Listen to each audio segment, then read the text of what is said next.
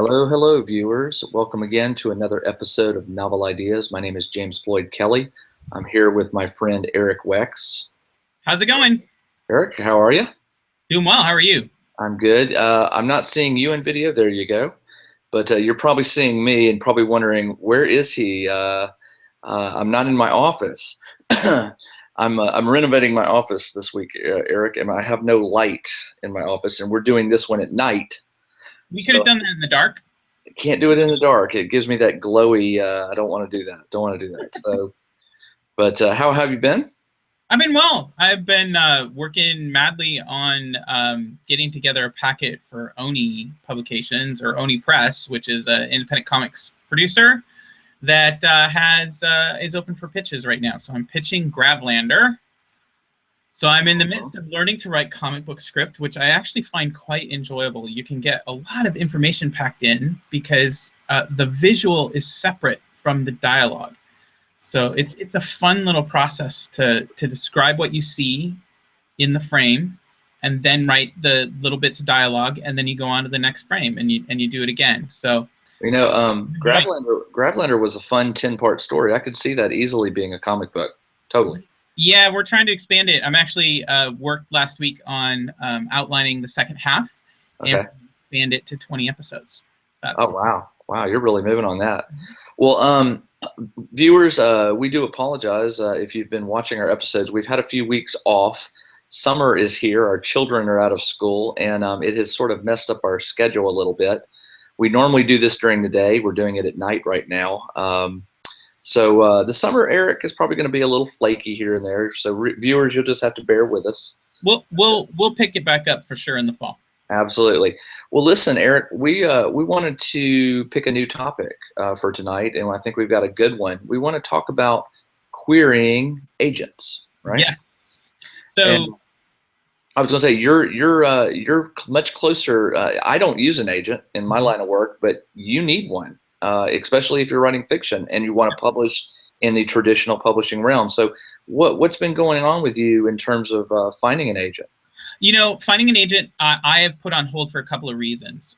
So I would love to have an agent and representation. So I think right now, at this moment in time, it would be much easier for me to find a nonfiction agent for my financial book. I could probably go out and do that, but I'm most interested in writing fiction in the future.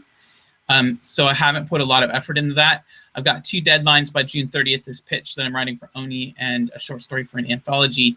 Once those are done, I'll probably put some time into finding a nonfiction agent.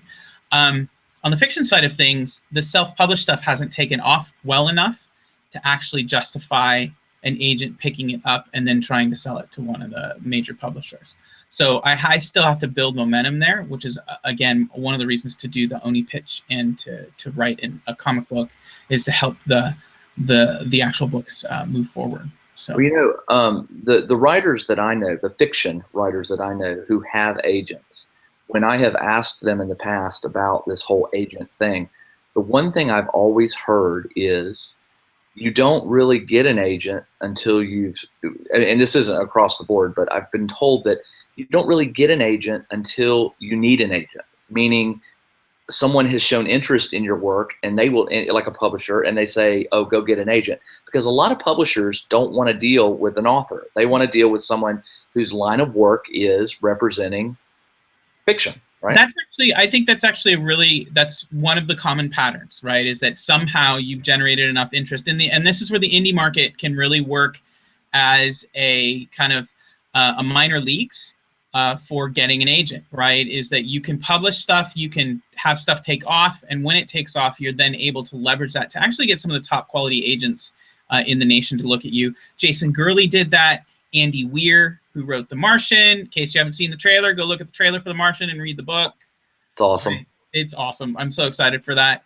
But both of them picked up agents after they had had independent success with their writing, and then move forward with that. So yeah, that's definitely one of the patterns. Another pattern can be to just write the book and have a concept that is new enough and fresh enough that you can pitch it as a concept to an agent. So we'll I see mean, what happens. let's talk for a second about what an agent does for you if you're a fiction writer. I mean, there are benefits to having an agent. An agent's job is to go and find the right match of a publisher Right.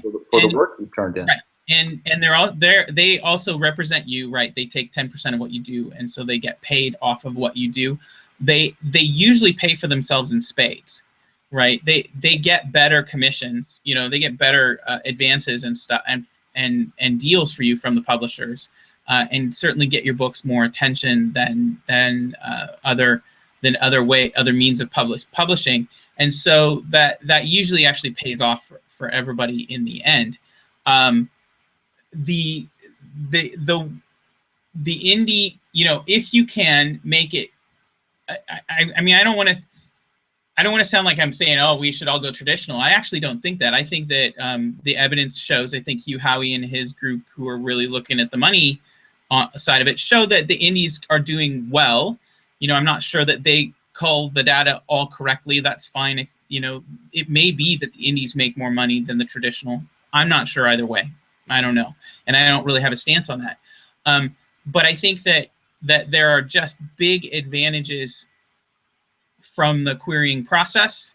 I think there's also advantages for me in the type of audience that I want to cultivate and in the type of books that I want to write. I enjoy being edited. That's one of the things I'm learning. I love the process of having someone come and tear my work apart and say, this needs to change for these reasons. And then me, you know, when that process, when they're good at it, it's painful, but I'm enjoying it the whole time. It's like picking a scab, you know, one of those beautiful scabs that you want to pick. It is lovely to go through that process of getting rid of stuff that is going to hinder your book's enjoyment for a broad audience. So that for me is why I think that the access to editors and the access to someone who is your advocate with those editors is a huge reason to consider having an agent. Well, this is gonna sound funny because I'm mainly a nonfiction writer, but on Twitter, there are a number of agents that I follow. Yep. I've found them over time, and they're mainly fiction agents. They represent fiction writers, and you know, you may be wondering, why are you following them? It's because, you know, I am writing fiction on the side. I'm trying my best I'm because my time is so limited with my nonfiction writing. I have very limited time with my fiction, so I go back and forth between traditional or self-publishing. But I follow these agents because when you follow them, they frequently will post or tweet items like looking for this type of story. I've got one in particular who she uses Twitter to post when she's accepting new writer queries. And so if you're a fiction writer and you're not following certain agents in your genre, you really need to hop on and find them, because I'm discovering that Twitter is their powerful tool for reaching out. And they're not using a website so much. They're tweeting that, hey, I'm open. Or one the other day tweeted that they were looking for a contemporary horror fantasy with what was it? A primary hero, the protagonist. They want it to be a black woman. I thought that was interesting. I was like, wow, they're being very specific. But you know what? Some writer out there has that story. That's great, and God bless them. I think that's the part that gives the agent relationship a really bad name, right? Is this idea that the agent can come out and just be like, I know exactly what that editor wants, and so I'm going to go get it for them, and we're going to finger the market, and we're going to make a lot of money for everybody. That I'm very skeptical of that process. Well, and I'm very skeptical of your relationship with the agent if that was the process that you engaged in to get them. I think that you would likely end up with an agent who's really likes the story but may not like you as a person or you as a writer. So there is something to be said that you want this person to be into the whole package of what you're producing and really believe in your abilities to continue to produce great product rather than just buying a single product. Well, keep in mind that agent must have been approached by a publisher who said, I want this kind of story. Absolutely, and they may get it, right? Yeah. You know, fine, they get it, right? And so they're going to publish it, and that's going to be great. And I don't necessarily have a problem with that aspect of it. I'm just not sure that's the kind of foundation that you want to build, because I don't think that agent's going to believe in your abilities necessarily, right? They may be like, great, we did a deal together, it worked. But when they have their next thing list from the publisher, are you going to go out and then force yourself to write what the agent tells you you have to write in order to sell stuff? Or are you going to continue to be faithful to the beliefs and stuff that made you what you are as a writer? And that I just wouldn't want to put myself in a situation where I'm trying to meet checklists. In fact, I have a writer buddy of mine who will remain nameless, who had really good success as an indie, got an agent in exactly this fashion, said, hey, here's my success. I've been on the USA Today bestseller list. And this agency picked him up. And for a year, he chased what they said they wanted. He chased it and chased it and chased it and chased it. And they would never, he'd turn in a manuscript and they're like, yeah, no, not for us. Meanwhile, he's selling those things out the back door. When they'd say no, he'd sell them out the back door, and they do okay, right? They do well. But it just became clear to him after a year. He actually fired him. And then all of a sudden when he fired him, they're like, oh, wait, don't do that. Sure. But, you know, when he fired him, it just became clear that he wasn't, that agent wasn't really interested in him, that he was interested in meeting some publisher's checkbox to get things sold. And that wasn't going to be the relationship that he wanted. Well, you're right. You know, we were talking earlier. This is the elevator pitch when you're reaching out to an agent. Yep. You're on the elevator. You got 1 minute to pitch your idea. With an agent, you get usually one email or one query letter. You get one sentence. One sentence. I want to be dead clear about that, right? When you write a query letter, you get one sentence to hook that agent. Everything else after that, the deal is bought or not bought there. Everything else of that is confirmation bias, right? It is either confirms that, yes, I was right in believing that sentence was leading me to what I wanted, or, yeah, I'm sure this isn't what I want. So you have, at the beginning of your letter, you have a hook, right, and that is one or two sentences.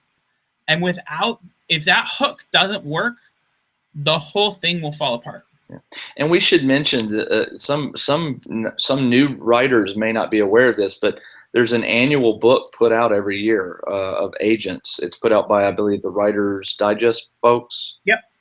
2015. Then they'll have a 2016. And because agents change, I mean, they jump ship faster than the editors change ship. You know, I use Publishers Marketplace online. I pay $25 a month for that, for the access to those lists. Yep. I find that to be worth my time until I have an agent. I probably won't pay for it after I have an agent, but that $25 a month is kind of a symbolic little payment that goes out that tells me what I'm headed towards and what I actually want to make happen here. The one thing I would also say, so far we've talked about people who are in agreement that, okay, fine, I'll get an agent or I'll engage that process. Even for people who don't, I mean, I want to talk about this from the perspective of, I think if you're not pitching somebody, whether it's a publisher directly or an agent or just practicing the art of pitching, I think you're missing out on one of the ways that an indie and a new writer can really hone their skills as a writer. The pitch forces you to boil down sentences and ideas to their very essence and make sure that things are coherent, make sure that ideas flow from one to the other without any gaps, to have a determined position on why your book matters in the publishing world in general. And all of these things, whether you're selling yourself and your expertise. I know one author, I know one author who was able to, based on his expertise, his pitch for his fiction book was not about the book. It was about him. He was able to say, because of the particular book that he wrote, he's able to say, I am an expert on this topic, and I want to write a fiction piece about it. And he was able to demonstrate that, and that got him an agent, right? I know other people where the position is I have interest. We talked about that, right? The position of the letter is I already have interest. I have this product that has demonstrated audience appeal, and I would like to have it represented by somebody and move it to the traditional. I know other people where you're selling, most of us are going to sell the product. Most of us are going to come along and say, we're new in the field. Here's the product that we have. Here is why it's fresh. Here's why it's different. Here's why it's going to stand out from the pack.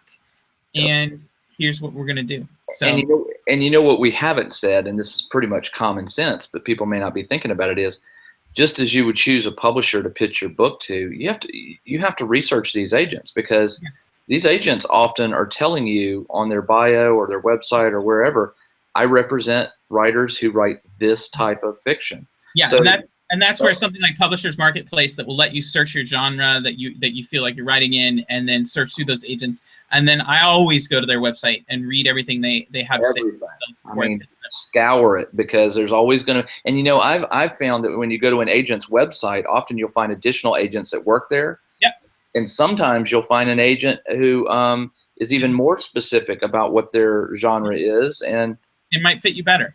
Yep. The other point, okay, to go back to this idea that you're taking a position on your work. The other thing that this will force you to do is ask the question, is help you as a writer when you're writing the next book to avoid low-hanging fruit. Yeah. It really will help you make sure that your next thing that you write, let's say you go out and pitch and it doesn't work. That's me, right? I've gone out and pitched and it doesn't work. But it does help me to then stop before I write a story and go, I want to make sure that I'm not just grabbing straight middle of the road space opera. I would like to have this space opera have enough of a gee whiz component that it stands out among that very busy field.